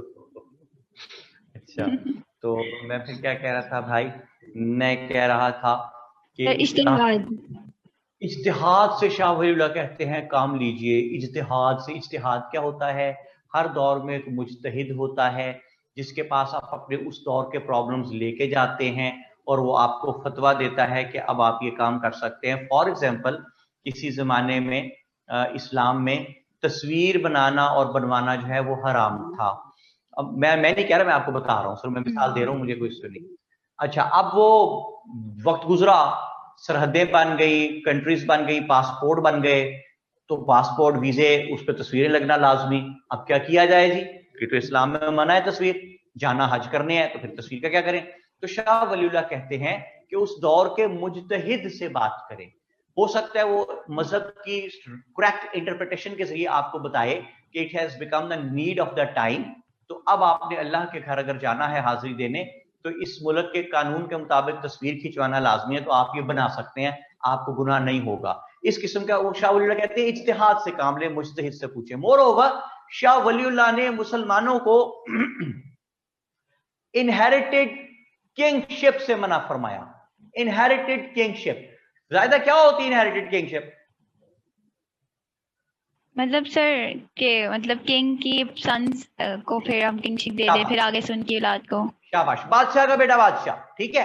तो शाह वलीउल्लाह कहते थे कि अगर बादशाह का बेटा कोई लायक आदमी है तो ओके फाइन, उसको बादशाह बना दीजिए आप, लेकिन अगर वो नालायक है तो सिर्फ इस वजह से उसको बादशाह ना बनाए कि वो बादशाह का बेटा है। तो कोई बात समझ में आती है? सर फिर क्या करेंगे? इलेक्शंस करवाएंगे? इलेक्शंस करवाएं। इलेक्शंस उस जमाने में कॉन्सेप्ट नहीं था, लेकिन जो इर्द गिर्द जो लायक लोग हैं, कोई भतीजा है, कोई वजीर है, बादशाह बन सकता। भाई बादशाह का बेटा ही क्यों बादशाह बनेगा? ठीक है। वो शाह वलीउल्लाह को क्या पता था कि एक ऐसी कौम भी आएगी जो डेमोक्रेसी के अंदर इनहेरिटेड किंगशिप लेके आएगी। जाहिदा, आप ऐसी किसी कौम को जानती हैं? सर शरीफ फैमिली। तो शरीफ फैमिली क्यों भाई? पाकिस्तान यार, शरीफ फैमिली क्यों? एक बंदे पे को सारा इल्जाम डालती हैं आप। ठीक है, भुट्टो जिंदा नहीं है आपका? अच्छा सर। तो फिर हाँ जी, भुट्टो भी, वो तो आज भी जिंदा है। मतलब ये है कि देखें, भुट्टो लोग अच्छे हैं या बुरे हैं, नवाज शरीफ फैमिली अच्छी है बुरी है, कुछ लोग उन्हें प्यार करते हैं, कुछ बुरा समझते हैं, अपनी मर्जी है। मैं मिसाल दे रहा हूं कि देखिए, अगर एक बादशाह का बेटा लायक है तो शाह वलीउल्लाह कहते हैं उसको बादशाह बेशक बना दो, लेकिन सिर्फ इस वजह से ना बनाओ कि वो बादशाह का बेटा है। वो अपनी नालायकी की वजह से ले डूबेगा, आपकी पूरी कौम को ले डूबेगा। ठीक है जी। तो हसान क्या कहते हैं? कहते हैं जी आजकल भुट्टो फिशिंग कर रहा है कराची में। अच्छा, वो देखिए आपने वीडियो कराची की, वो फिर रिवर्स हो गई, चौथी मंजिल जो पानी में छलांग मारी है गली में उसने पाई ने। कमाल है यार, वो चौथी मंजिल से छलांग मार रहा है गली में पानी खड़ा है और वो उससे तैरता हुआ जा रहा है वहां से। ये क्यों है? मैं क्योंकि कराची ज्यादा रहा नहीं, एक दो मरतबे जब मीटिंग हुई हो तो ये तभी जाते हैं कराची, ज्यादा वो भी अभी 4-5 दफे टोटल गया वो, तो मुझे इतना समझ नहीं है कराची की। But what I can feel कि अरसा दराज से वहां पे नदी नाले जो ड्रेन्स हैं उनकी सफाई नहीं हुई थी, तो उस वजह से अब वो ब्लॉक हो गया, चोक हो गया। तो जाहिर है बारिशें तो पहले भी होती थी, ऐसा तो पहले कभी नहीं हुआ था। अब बात ये है कि आप अगर कहें कि जनाब ये इमरान खान का कसूर है या जरदारी साहब का कसूर है या नवाज शरीफ का कसूर है, नहीं यार, वो भाई ये महकमे हैं, वहां पे लोग नौकरी करते हैं, उनकी जॉब है ये उसको ओपन रखना, ड्रेनेज सिस्टम सारे को कंट्रोल करना। वो क्या कर रहे हैं? आप हर चीज जरदारी पे तो नहीं डाल सकते, या इमरान खान पे तो नहीं डाल सकते, नवाज शरीफ पे तो नहीं डाल सकते। इन्होंने तो नहीं जाकर वहां पे वो नाले खोले इमरान खान ने या वो जरदारी साहब ने, नवाज शरीफ ने। For God sake, we are paid for that. हम उसकी तनख्वाह लेते हैं उस काम की, हम उस तनख्वाह को हलाल क्यों नहीं करते? जो लोकल गवर्नमेंट है, जो लोकल गवर्नमेंट के लोग हैं, एक हायरार्की है पूरी चली आ रही है, एसडीओज हैं ऊपर, वासा का डिपार्टमेंट है पूरा, वहां पे जो भी डिपार्टमेंट काम कर रहा है, why they are not working? आप सब कुछ चीजें उठा के सत्तार भाई पे डाल दो, एएमक्यूएम वालों पे। ठीक है ना भाई, सत्तार भाई ने नहीं किया, सत्तार भाई ने नहीं करा, ये सारा काम उन्होंने करा था, वो नहीं करा, उन्होंने नहीं करा। ठीक है, इमरान खान पे डाल दें, इमरान का क्या कसूर है? बिलावल का तो कोई कसूर ही नहीं है। मेरी बात समझ आ रही, मैं क्या कह रहा हूँ? Yes sir. सर बारिश आती है तो पानी आता है, जब ज्यादा बारिश आती है तो ज्यादा पानी आता है। ये चीज, ये जो साइंटिफिक असूल उन्होंने बताया है, ये कमाल का असूल है। जब ज्यादा बारिश आती है तो ज्यादा पानी आ जाता है जी। अच्छा जी, तो बात ये है कि शाह वलीउल्लाह ने इन हेरिडेटरी किंगशिप से मना फरमाया। तो आप देखें शाह वलीउल्लाह की सर्विसेज की हेरिडेटरी किंगशिप से मना फरमाया, टैक्सेशन सिस्टम को क्रिटिसाइज किया कि गरीब पिस रहा है उसमें। शाह वलीउल्लाह ने जो एक सोशल ईवल था वो क्या था? वो था हेरिडेटरी किंगशिप का।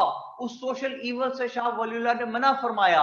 शाह वलीउल्लाह ने स्कूल ऑफ थॉट्स की ब्लाइंड फॉलोइंग और स्कूल ऑफ थॉट से मना फरमाया। शाह वलीउल्लाह ने होली कुरान को पर्शियन में ट्रांसलेट करके दिया। शाह वलीउल्लाह ने कुरान एंड सुन्ना को in the letter and spirit follow करने के लिए तबलीग की। Shah Waliullah became the first ever person who provoked the spirit of jihad among the Muslims, and it was only on the call of Shah Waliullah that people like Nawab Najibul Dawla and Ahmad Shah Abdali, the Persian king, they came here in 1748 and they had a war against the Marathas. They killed Marathas, they broke the power of Marathas and enabled the Muslims to live here in India with peace and to keep on making their religious practices on. It happened only due to the valuable, distinguished and unprecedented services rendered by Shah Waliullah. Amna Safaz kya कहती है? वो कहती हैं there are a lot of people who don't even let anyone do something if they try, because whoever succeeds will get credit and a lot of other parties don't want that. Very good. Karachi's ridiculous politics is basically at fault. It's also the cause of rise of mafia income. बिल्कुल ठीक कहते हैं मेरे बेटे आप, बहुत अच्छे, very well said. अच्छा अब देखें, अगर आमना को एक बच्ची है, एक स्टूडेंट है, आप लोग छोटे हैं, आपको अगर पता है तो हुकूमत को नहीं पता, अथॉरिटीज को नहीं पता, तो क्यों नहीं काम होता? I'm really wondered, I'm really astonished. ठीक है, पर होना चाहिए. वक्त अच्छा भी आएगा नासिर, गम न कर, जिंदगी पड़ी है अभी. आप लोगों को फाइट करना है भाई, आप लोगों ने फाइट करनी. आपकी जनरेशन ने, जिस दिन आप डिसीजन मेकिंग अथॉरिटीज बने, do not take any pressure and always keep on doing the things which are good for the. एक बड़ी अच्छी इत्तला मेरे पास आती है, लाइट चली गई है और वो जो भाई नैश मशीन चला रहा था वो मशीन बंद हो गई है. यस, अरे वाह, मजा आ गया, मजा आ गया बात का. चला मशीन, हेलो ओ भाई, चला मशीन. यार बात सुन, अभी चलाए इनके, जाके मेन स्विच खींच दो.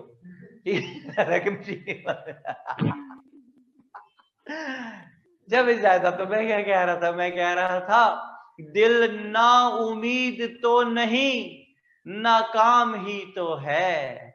ओए लंबी है गम की शाम, मगर शाम ही तो है. वक्त गुजर जाएगा. वाह वाह. आप जैसे लायक बच्चे जो हैं, जो पैट्रियट हैं, मजहब से भी प्यार करते हैं, वतन से भी प्यार करते हैं, समझ भी रखते हैं, जब आप डिसीजन मेकिंग पावर में आएंगे, I am firm believer of this thing कि वतन अजीज के हालात इंशाल्लाह ताला बिल्कुल ठीक होने शुरू हो जाएंगे. तो मैं क्या कह रहा हूं भाई, मैं ये कह रहा हूं कि शाह वलीउल्लाह की ये वैल्यूएबल सर्विसेज हैं, और due to all these services Shah Waliullah is known as Imamul Hind. Imamul Hind, India से हिंद, से हिंदुस्तान से हिंद. ठीक है जी. शाह वलीउल्लाह 1762 में दुनिया से पर्दा फरमा गए, लेकिन शाह वलीउल्लाह पीछे छोड़ के गए एक स्ट्रॉन्ग लेगेसी. जो उनके बेटे थे शाह अब्दुल अजीज, वो उनकी गद्दी पे बैठे हुए थे और उनके सिस्टम को, उनकी लेगेसी को, उनके स्कूल ऑफ थॉट्स को आगे प्रोवोक करते चले जा रहे थे. तो किस्सा यूं हुआ कि शाह वलीउल्लाह के 5 बेटे थे. जो सबसे छोटा बेटा था, उनका नाम मुझे एग्जैक्ट याद नहीं, आई एम वेरी सॉरी, शायद उस बच्चे का नाम उस्मान था. उनका एक बेटा पैदा हुआ, उसका नाम था शाह इस्माइल. यानी शाह इस्माइल कौन हो गया जी जायदा? पोता शाह वलीउल्लाह का. शाबाश, ग्रैंडसन ऑफ शाह वलीउल्लाह. इस वक्त छोटे ही थे शाह इस्माइल, 2-4 साल के थे, तो इनके फादर फौत हो गए. यानी शाह वलीउल्लाह का जो बेटा था वो फौत हो गया. तो इनकी अपब्रिंगिंग सारी आ गई शाह अब्दुल अजीज के पास. ठीक है जायदा? जी जी. जायदा थक तो नहीं गई? नहीं सर, बस नोट डाउन करी थी. चलो शाबाश. अच्छा जी, तो शाह अब्दुल अजीज ने अपब्रिंगिंग फरमाई शाह इस्माइल की, यानी अपने भतीजे की, जो कि शाह वलीउल्लाह का ग्रैंडसन है. तो शाह अब्दुल अजीज संभाले हुए थे गद्दी शाह वलीउल्लाह की, एक नेक इंसान थे. तो उन्होंने इस बच्चे की तरबियत भी बड़े अच्छे तरीके से की, शाह वलीउल्लाह की लेगेसी के मुताबिक की. और फिर हुआ ये कि जब ये जरा बड़े हुए शाह इस्माइल, तो इनकी फ्रेंडशिप हो गई एक लड़के से जिसका नाम था सैयद अहमद. ये जो सैयद अहमद थे, ये बरेली के मकाम पे पैदा हुए थे, तो that is why is known as Syed Ahmad Barelvi.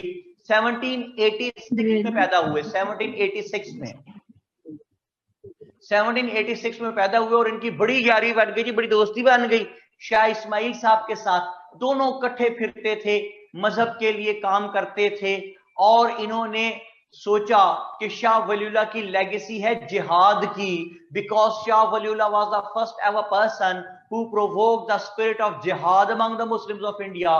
तो इन्होंने जिहाद करने की सोची। जब जिहाद करने की सोची तो सोचा कि कहां जिहाद करें, तो पूरे इंडिया का दौरा किया,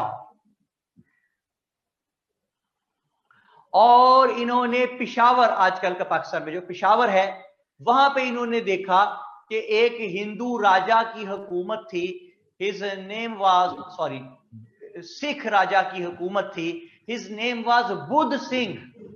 वेंसडे होता है ना, बुद्ध, वैसे बुद्ध सिंह, वेंसडे सिंह, राजा Budh Singh. He was the assistant of Raja Ranjit Singh, जो कि लाहौर में बैठा हुआ था, बहुत ताकतवर राजा था सिख वो। अच्छा, इन्होंने सोचा पिशावर उसका जिहाद करें। उससे पहले ये हज करने गए, हज करके वापस तशरीफ लाए, 1824 में हज करने गए। ये हज करके जब वापस आए तो जनवरी 1826 में ये 7000 मुजाहिदीन का लश्कर लेके पहुंचे।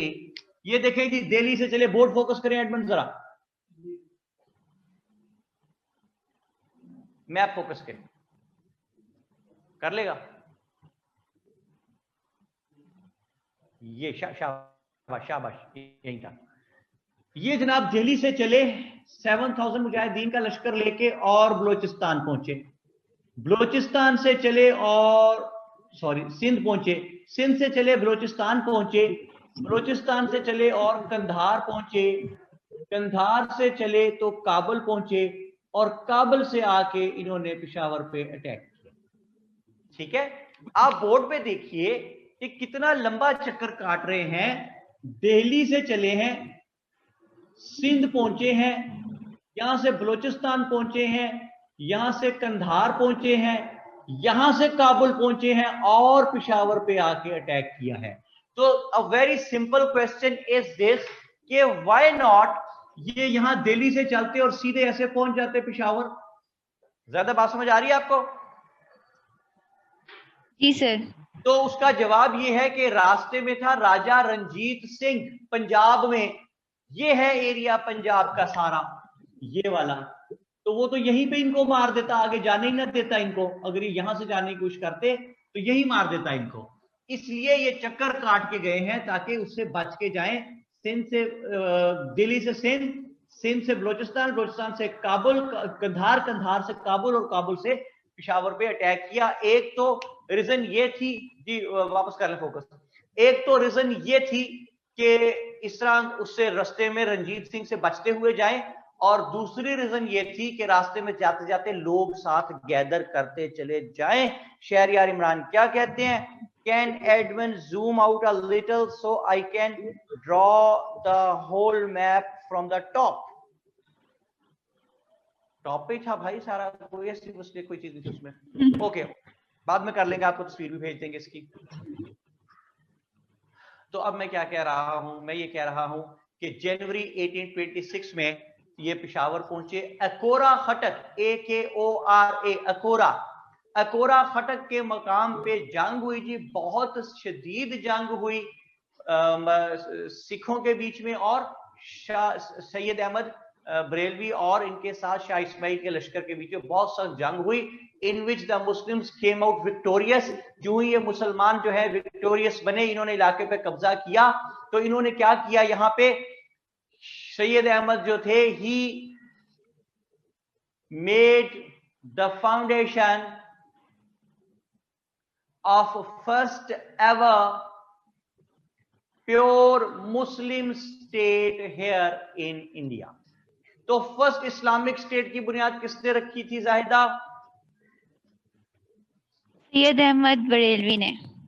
जी नहीं, कुतुबुद्दीन ऐबक ने फर्स्ट इस्लामिक स्टेट की।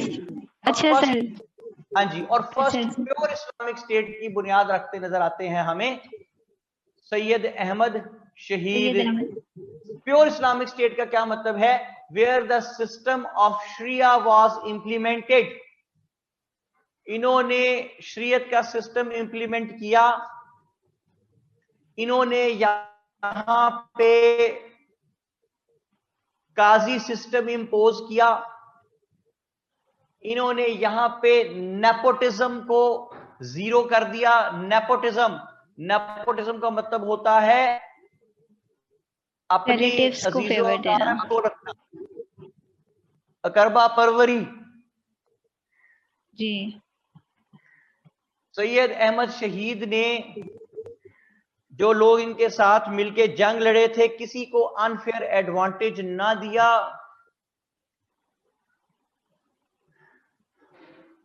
और इस तरह क्या होता चला गया जी कि जो अपने लोग थे जो इनके साथ मिलके जिन्होंने जंग लड़ी थी उनके खिलाफ, सिखों के खिलाफ, अपने ही लोग सैयद अहमद जो है इनके खिलाफ होने लगे कि यार इसने हमें कोई किसी किस्म का बेनिफिट नहीं पहुंचाया। और इसके साथ साथ इन्होंने, सिखों ने इंस्टिगेट किया मुसलमानों को जो साथ थे शाह सैयद अहमद शहीद के, कि जनाब आप समझते हैं कि ये कोई जिहाद करने आया हुआ है, किसी किस्म का कोई जिहाद नहीं है, ये तो अंग्रेजों का एजेंट है और ये सिर्फ उनके कहने पे हमारे से लड़ने आया है। तो सैयद अहमद शहीद जो है अपने बंदे इनके खिलाफ हो गए और अंग्रेजों ने कहा कि ये सिखों ने कहा कि ये अंग्रेजों का एजेंट है, उनके कहने पे हमसे लड़ने आया हुआ है, तुम लोग खामखा जिहाद समझ के लड़ रहे हो। आधी बात अंग्रेजों की ठीक थी, आधी गलत थी। वो कहते थे कि देखो, had he not been the agent of the Britishers, तो इतना लंबा रास्ता ये ट्रेवल करता आया है, रास्ते में अंग्रेज इसको कहीं रोक ना लेते। तो आधी बात अंग्रेजों की ठीक थी, आधी गलत थी। ये बात हरगिज गलत थी कि ये अंग्रेजों के एजेंट थे। He was a poised man and who went for the जिहाद अगेंस्ट द सिख्स। और जो बात अंग्रेजों की सही थी वो ये थी कि ब्रिटिशर्स ने जानबूझ के इनको नहीं रोका। यस ऑफ कोर्स, सोचे तो सही, ब्रिटिशर्स क्यों रोकते भाई उनको? इसलिए कि ब्रिटिशर्स तो बड़ी कोशिश करके यहां दो लोगों को आपस में लड़ाते थे। तो अगर कोई खुद ही लड़ रहा है तो 100 बिस्मिल्लाह लड़ता रहे, डिवाइड एंड रूल चलेगा, वो लड़के कमजोर होगा, ब्रिटिशर्स ताकतवर होंगे। ठीक है जी। और उससे क्या हुआ भाई? उससे ये हुआ कि रेन कहां हो रही है जी? हैवी रेनिंग किधर है? वो कह रहे हैं हैवी रेन है, पता नहीं क्या कर लेक्चर स्क्रॉल डाउन कर रहे हैं राइट में। There is raining heavily. Would you please allow to record lecture? Hafsa कह रही हैं, मुझे नहीं पता बेटा इसका क्या मतलब है। मैं आपको, अगर आप रिकॉर्ड करते हैं या नहीं करते, मैं कैसे रोक सकता हूँ? मुझे नहीं पता, इस बात कोई समझ नहीं है। या आप अपने एडवन से बात कीजिए। शजीहा नकवी कह रही है कराची में हो रही है जी बारिश। मोहम्मद अमीर हमजा भी कह रहे हैं कराची में। तो शजीहा आप कराची के किस एरिया में हैं और अमीर हमजा आप किस एरिया में हैं? माशाल्लाह, टू मच रहमत दी डेज बाथ आइलैंड बना हुआ है। गुलशन इकबाल में है शजिया नकवी जी, गुलशन इकबाल में बहुत सख्त बारिश हो रही है। तो शजिया गलियों में भी पानी भरा हुआ है, ये भी बताएं। वो कह रहा है रहमत, कह रही है रहमत सैलाब आया हुआ है इधर। ओ माय गॉड, क्या आपके घर में पानी भी आया है? घरों में भी पानी उस इलाके में आया हुआ है या नहीं? बचत है अभी? अच्छा जी। तो बात कहा, yes sir roof is leaking, Amir Hamza कह रहे हो। My God.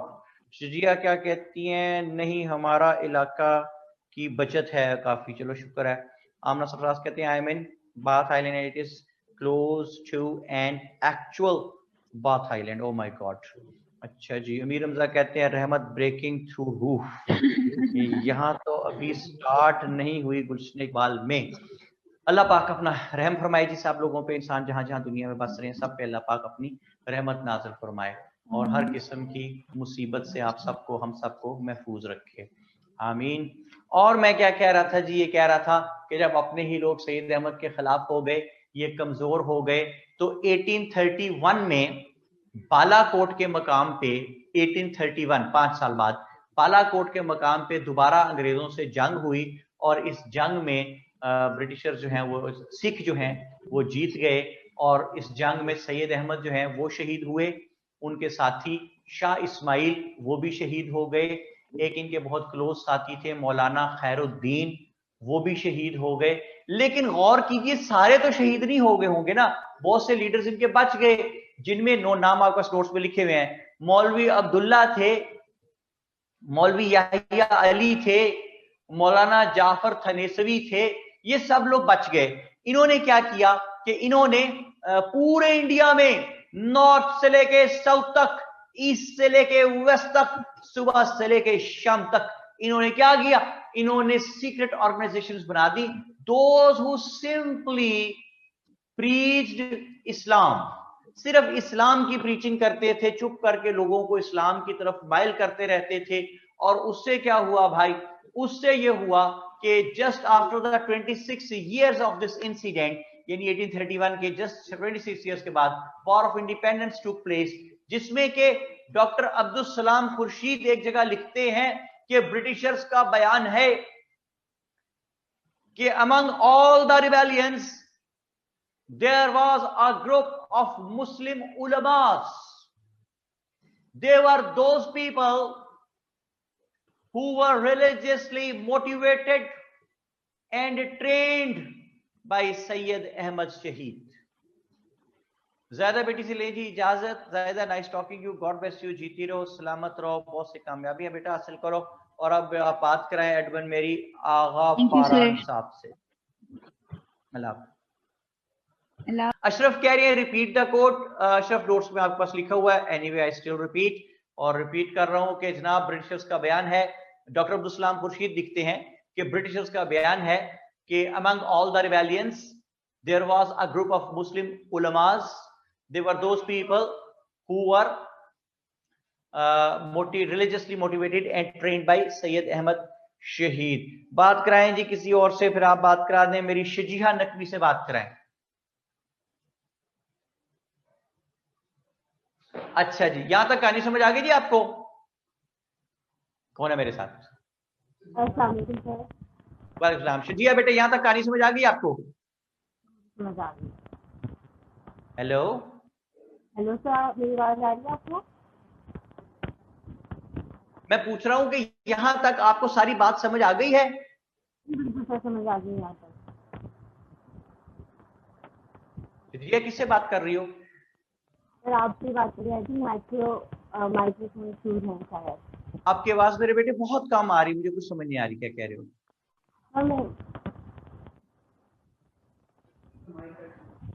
Okay, mic issue है या शायद बारिश का असर है कोई। ठीक है जी, किससे बात करेंगे जी, किससे बात कराएं? दानियाल इमरान से बात कराएं। दानियाल कहाँ हो गए, नजर नहीं आया मुझे सुबह से। यहाँ पे आपने कोई चीज भी नहीं लिखी है दानियाल ने यहाँ पे कोई? नहीं सर, बात कर रहा हूँ मैं। नहीं आप तो कर रहे। अच्छा, वहाँ चैट पे नहीं नजर आए थे मुझे, यानी ओवरलुक हो गया होगा। अच्छा दानियाल कैसे हो, ठीक हो?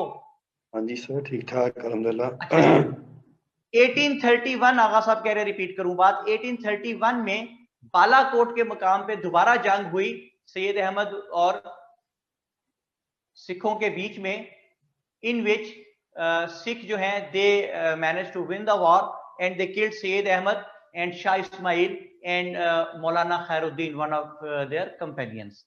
ठीक है जी। तो अच्छा, यहां से बात आगे चली जी कि ये 1831 में सैयद अहमद शहीद जो है और शाह इस्माइल जो है वो शहीद हो गए। बात ये है कि पेज 31 पे पहुंचे जरा दानियाल, पेज 31।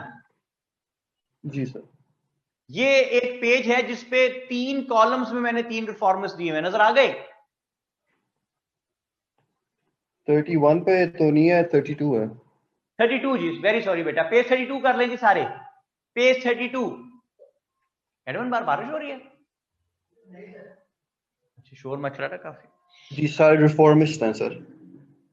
3 रिफॉर्मिस्ट आमने सामने मैंने रख के दिए। अगर आप गौर करें तो मैंने कहा कि Sheikh Ahmad Sirhindi was the first ever person who recognized a separate entity of the Muslims as a nation. Shah Waliullah was the first ever person who provoked the spirit of jihad among the Muslims, and Sayyid Ahmad Shaheed was the first ever person who did jihad himself practically. समझ आ गई बात आपको? जी बिल्कुल।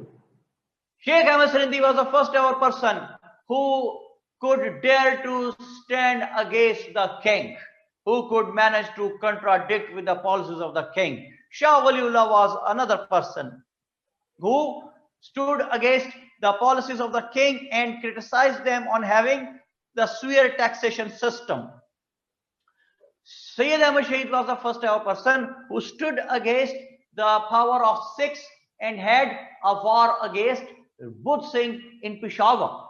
Moreover, Sheikh Ahmad Sindhi was the first ever person who stood against the social evil of prostration, Sajda-e-Tazimi. Shah Waliullah was the first ever person who stood against the social evil of hereditary kingship, or Sayyid Ahmad Shahid was the first ever person who stood against the social evil of nepotism. बात समझ आ रही थी आपको? हाँ जी sir. Sheikh Ahmad Sindhi was the first ever person who saved Islam in its true shape. Shah Waliullah was the first ever person who provoked the spirit of jihad among the Muslims to fight against the powers, different powers, in order to have the survival of that particular system of the Muslims, the true spirit, the true shape of Islam. And Sayyid Ahmad Shahid was the first ever person who fought against the evil powers and who innovated and who laid the foundation here of first ever pure Islamic state. यानी शेख अहमद सरहिंदी ने Islamic system की true shape को बचाया, शाह वलीउल्लाह ने उसका survival जारी रखवाया जिहाद करवा के, और सैयद अहमद शहीद ने उसको इंप्लीमेंट करवा दिया. ठीक है जनाब जी. नूरुल हुदा कहती हैं जी पेज नंबर 32 है नोट्स का. जी बिल्कुल माशाल्लाह 32 है जी. अच्छा जी, अब क्या बात हुई कि Sheikh Ahmad Sirhindi was the one who saved Islam from being distorted, from being amalgamated, or from being eliminated into subcontinent 300 to 400 years back. That is why he is known as Mujaddid Alif Sani. Shah Waliullah was the person who provoked the spirit of jihad, who translated the Holy Quran into Persian, who criticized the taxation system, who forbade the Muslims from blind following of school of thoughts, who forbade the Muslims from having the inherited kingship system. And Sheikh Sayyid Ahmad Shahid was the first ever person who did jihad himself, who stood against the social evil of nepotism, who laid here the foundation of first pure Islamic state with a system of Sharia, or had the services of Sayyid Ahmad Shahid were not there, so Muslims would have become the slaves of Sikhs in the areas of Peshawar, and then it would have continued in the different other areas as well. So these efforts of all these three reformists cannot be ignored or overlooked, whereas the evolution, whereas the growth of Islam subcontinent is concerned. ओ कोई बात समझ में आती है भाई? जी sir बिल्कुल. Sir मैं आपसे पूछना था कि एक सेंटेंस में बता देंगे कि काजी सिस्टम क्या था, ये नेपोटिज्म के अगेंस्ट जो था, कौन सा इसका प्रिंसिपल था? काजी सिस्टम है कि प्योर मेरिट का सिस्टम. इस्लाम में नहीं काजी होता. इस्लाम का जो काजी सिस्टम है ना, प्योर मेरिट सिस्टम, ये वो सिस्टम है जिसके सामने बड़े से बड़े बादशाह को भी जाके क्लैरिफाई करना पड़ता है, अपनी जस्टिफिकेशन देनी पड़ती है. काजी से सुपीरियर कोई नहीं होता, काजी बुला सकता है सबको. तो इस्लाम का सिस्टम है काजी का. तो जो ये डेमोक्रेटिक सिस्टम है हमारे प्राइम मिनिस्टर वगैरह के, इसमें वो कहते हैं प्राइम मिनिस्टर एग्जम्प्टेड है जी, वो नहीं जाएगा जज के सामने. सुना ना आपने इसको? ठीक हो गया. हाँ जी. ये काजी प्योर काजी सिस्टम, यानी जो प्योर इस्लामिक सिस्टम है, वो उन्होंने लगा दिया वहां पे सैयद अहमद शहीद ने. ठीक है जी, ये हैं तीनों रिफॉर्मिस्ट. गुफ्तगू करते हुए हम पहुंचे 1786 से आगे 1831 तक.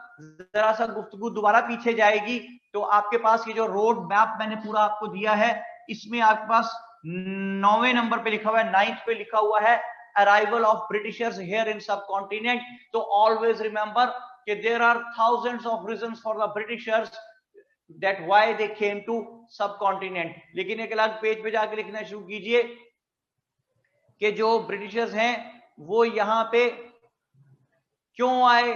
5 मेन रीजंस कैटेगराइज की जाती हैं. नंबर 1 लिखे जी, फटाफट लिखे. Number 1, discovery of the sea route. Advance को भेजिए.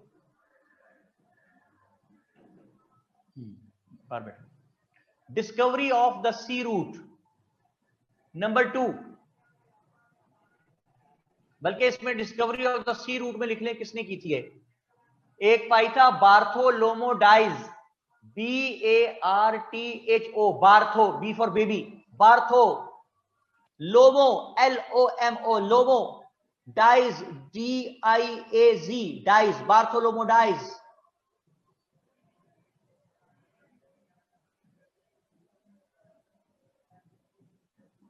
ये जो बार्थोलोमोडाइज है, he was a Portuguese person, पुर्तगाल का रहने वाला था, और इसने 1487 में सी रूट डिस्कवर किया इंडिया आने के लिए। 1487।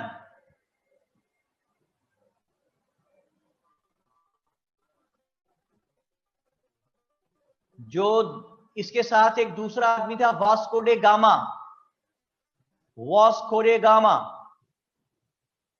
वास्को डे गामा ने भी 1497 में सी रूट डिस्कवर कर लिया।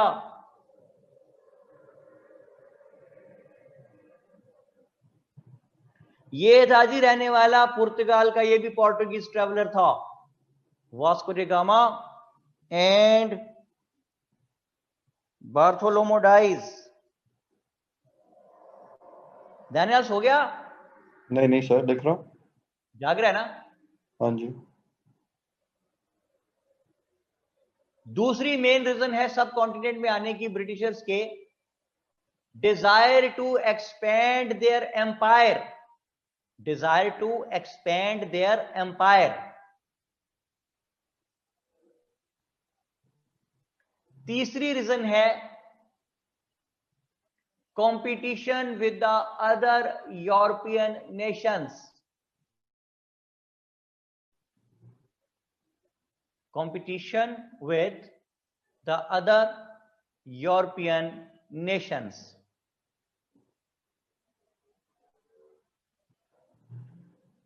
ठीक है जी। अच्छा, ये जो अदर यूरोपियन नेशंस हैं, इनमें कौन कौन लोग थे लिख लें। ऑस्ट्रिया के लोग यहां आ चुके थे, ऑस्ट्रिया, AUSTRIA, ऑस्ट्रिया। हॉलैंड के लोग यहां आ चुके थे,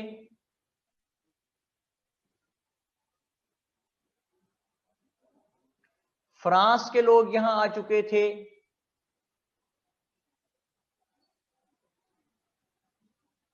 बेल्जियम के लोग यहां आ चुके थे,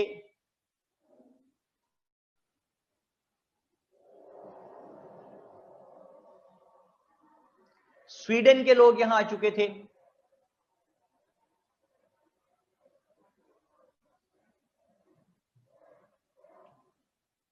डेनमार्क के लोग यहां आ चुके थे। So a lot of European nations had already made their access to the Indian territory. That is why Britishers भी ये चाहते थे कि वो भी यहां जल्दी पहुंचे और इनको compete कर सकें। नंबर 4 मेन रीजन है trade with the East. The Britishers wanted to have trade with the East because यहां की जो स्पाइसेस थी, वेजिटेबल्स थी, हैंडीक्राफ्ट थे, हैंड निटेड कारपेट्स थे, these products were having a great fascination for them in Europe, in England. लेकिन Britishers were having no access to these products as there wasn't any straight route for that. Only access was through the Gulf states, जहां से जाते जाते चीजें वहां पहुंचते हुए बहुत कॉस्टली पड़ जाती थी। और पांचवी रीजन है इसमें मेन, नंबर 5 जी, immense wealth of India attracted them.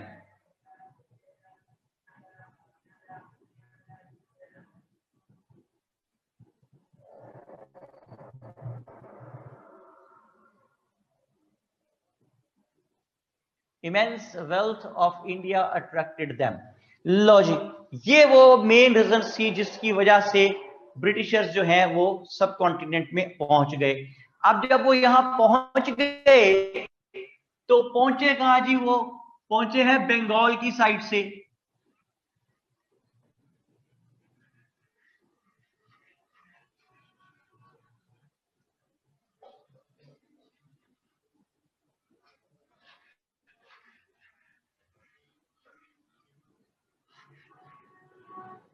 Bengal की साइड से पहुंचे जी। जैसे कि ये है हमारा आज का प्यारा पाकिस्तान, गंदा इंडिया, ये बंगाल पहुंचे जी भाई वो। और क्यों बंगाल क्यों है? देखिए एक पॉकेट की तरह अलग एक जगह है, यानी अगर इस पे कब्जा हो जाए तो फिर वो यहां से बैठ के और भी जगहों को कंट्रोल कर सकते। और प्लान करके आए थे, इसमें मैं तफसील से भी रोशनी डालूंगा। पहुंच गए जी 1603 में। किसका दौर है यहां 1603 में? अकबर का दौर खत्म हो रहा है, याद है? जहांगीर का दौर शुरू होने वाला है। यहां पे आ गए जनाब, और इन्होंने जहांगीर वगैरह ने इनको फैक्ट्रियां लगाने की इजाजत भी दे दी। और इस तरह इन्होंने एक फैक्ट्री लगाई बोलेजार में, BOLESAR, बोलेजार। ईस्ट इंडिया कंपनी बना के आए हैं। और ईस्ट इंडिया कंपनी करती क्या है? टी लीव्स, चाय के पत्ते एक्सपोर्ट करती है। ये इस तरह यहां पे जनाब पहुंच गए। बोलेजार में एक फैक्ट्री लगाई, एक फैक्ट्री उन्होंने पटना में लगाई, PHENA पटना में। और आहिस्ता आहिस्ता कारोबार को बढ़ाते चले गए। 1633 में व्हाट हैपेंड कि शाहजहां की एक बेटी थी जो जल गई आग से, किसी दूसरी लड़की से नहीं, जल गई जी। जब वो जल गई तो उसका इलाज नहीं हो पा रहा था। ये ब्रिटिशर्स के साथ एक डॉक्टर आया हुआ था उस जमाने के मुताबिक, जो भी उसका नाम था Gabriel Boughton, GABRIEL, Gabriel Boughton, BOUGHTON, Boughton. ये Gabriel Boughton got her treated. Gabriel Boughton ने उसका इलाज कर दिया। अब जब उसका इलाज किया, वो ठीक हो गई। तो बादशाह खुश हो गया। तो उसने गैब्रियल बाउटन को बुलाया और उसको कहा कि मांगो, क्या मांगते हो? उसने कहा बादशाह सलामत, मुझे कुछ नहीं चाहिए, मेरी कंपनी ईस्ट इंडिया कंपनी को पूरे बंगाल में फ्री ट्रेड लाइसेंस दे दें। मेरी कंपनी ईस्ट इंडिया कंपनी को पूरे बंगाल में फ्री ट्रेड लाइसेंस दे दें। बादशाह को पता है, उसने कहा जाओ ये जो मांगता दे दो भाई इसको। उसको मिल गया। तो ईस्ट इंडिया कंपनी फ्लरिश करने लगी। उन्होंने 1633 में कासिम बाजार कैलकाटा में भी एक अपनी कंपनी की एक फैक्ट्री और डाल ली। 1633 में कासिम बाजार कैलकाटा। और काम बढ़ाते चले गए आहिस्ता आहिस्ता आहिस्ता। बादशाह सलामत जो है ये सो के उठते थे जिस वक्त तक, तब तक ब्रिटिशर अपना आधा काम कर चुके होते थे। ब्रिटिशर्स ने आहिस्ता आहिस्ता यहाँ पे अपनी हाउसिंग कॉलोनीज बनानी शुरू कर दी, घर अपने लिए बनवाने शुरू कर दिए। किसी ने नहीं रोका, पता ही नहीं था किसी को। उन्होंने कैलकाटा में एक फोर्ट तामीर करवाया, एक किला जिसका नाम था फोर्ट विलियम्स। वहां पे वो लोगों को फौजी ट्रेनिंग देते थे और वहां पे वो असलहा एमुनिशन इकट्ठा कर रहे थे आहिस्ता आहिस्ता। किसी को पता ही ना था, ब्रिटिश को, मुगल्स को तो होश ही कोई नहीं थी जी। काम आगे चलता रहा जनाब और 1750s तक बात आ पहुंची। ब्रिटिशर्स अब काफी ताकत पकड़ चुके हैं, बहुत सी हाउसिंग कॉलोनीज बना चुके हैं, फोर्ट विलियम में असला इकट्ठा कर चुके हैं, बहुत से लोगों को फौजी ट्रेनिंग दे चुके हैं। बहुत से मकामात पे जो बादशाह के नंबर 2 वहां पे अपॉइंटेड होते थे लोग, गवर्नर वगैरह, उनको खरीद चुके हैं। किसी को ब्लैकमेल करके, किसी को शर्मनाक हद तक ब्राइब करके, किसी को थ्रेट करके, किसी को बिल्कुल काबू नहीं आ रहा तो उसको मरवा के, जो नंबर 2 आगे फिर आगे बन गया उसको खरीद के। तो इस तरह ब्रिटिशर्स काफी होल्ड जमा चुके हैं। 1750s आ चुका। 1756 में बंगाल का जो नवाब था उसका नाम था नवाब अली वर्दी खान। दानियाल बात समझ आ रही है? नवाब अली वर्दी खान, अली वर्दी, WARDI, वर्दी, नवाब अली वर्दी खान। अब ये जो नवाब अली वर्दी खान था, इसके 2 मैटरनल सन्स थे, 2 निवासे। एक का नाम है शौकत जंग और दूसरे का नाम है सिराजुद्दौला। शौकत जंग एंड सिराजुद्दौला। ब्रिटिशर्स ये चाहते थे कि जब नवाब मरे अलीवर्दी खान तो शौकत जंग नवाब बन जाए, क्योंकि they were having friendship with Shaukat Jung. लेकिन contrary to their expectations what happened कि जब नवाब मरा तो वो मरता हुआ नवाब बना गया सिराजुद्दौला को। तो सिराजुद्दौला के नवाब बनते ही ब्रिटिशर्स के साथ टसल। किस बात पे टसल? इस बात पे टसल कि एक तो नवाब को पता था कि शौकत जंग को नवाब बनवाना चाहते थे, मेरे भाई को, मेरे खिलाफ थे ईस्ट इंडिया कंपनी वाले। इस बात पे उसको ब्रिटिशर्स से गुस्सा है, ब्रिटिशर्स पे बुरे लगते हैं उसे ये। दूसरी बात कि नवाब को पता था कि उसकी कॉन्सेंट के बगैर ब्रिटिशर्स हाउसिंग कॉलोनीज में इजाफा अपना करते चले जा रहे हैं। तीसरी बात, नवाब को गुस्सा था कि फोर्ट विलियम्स में नवाब को इतलात मिल रही थी कि ये एमुनेशन इकट्ठा कर रहे थे और लोगों को फौजी ट्रेनिंग दे रहे थे कैलकाटा फोर्ट विलियम्स में। चौथी बात, नवाब को जो incident which triggered everything was कि एक रिच बंगाली ट्रेडर था। ही रिफ्यूज्ड टू पे the taxes of the government. Government के लोग उसको अरेस्ट करने गए तो वो भाग गया and he took refuge with the people of East India Company। नवाब की फौज ने कहा कि ये बंदा हमारे हवाले करो। उन्होंने कहा हमने इसको आपके हवाले नहीं करना, हमारे पास ना ली हुई है। इस बात पे नवाब को चढ़ा गुस्सा। नवाब ने कहा अटैक करो और सबको गिरफ्तार करके ले आओ इनके प्रेमिसेस में से। अटैक किया गया, उनका free trade license privilege cancel, फैक्ट्रियों को सील कर दिया, ताले लगा दिए नवाब ने, और ईस्ट इंडिया कंपनी के प्रेमिसेस पे अटैक किया। उस रिच बंगाली ट्रेडर को पकड़ने के लिए उन्होंने मुकाबला करने की कोशिश की तो 146 पीपल वर अरेस्टेड। 146 लोगों को नवाब ने वहां से गिरफ्तार कर लिया समेत उस रिच बंगाली ट्रेडर के। और तारीख ये कहती है कि all those 146 people were placed in a small dark room like the bags of the wheat। गंदम के बोरों की तरह उनको एक कमरे में भर दिया। ड्यू टू सफोकेशन, दम घुटने से, out of those 146 123 people died. 140 लोग जो गिरफ्तार किए हुए थे उनमें से 123 लोग दम घुटने से मर गए। It is known as black hole tragedy in the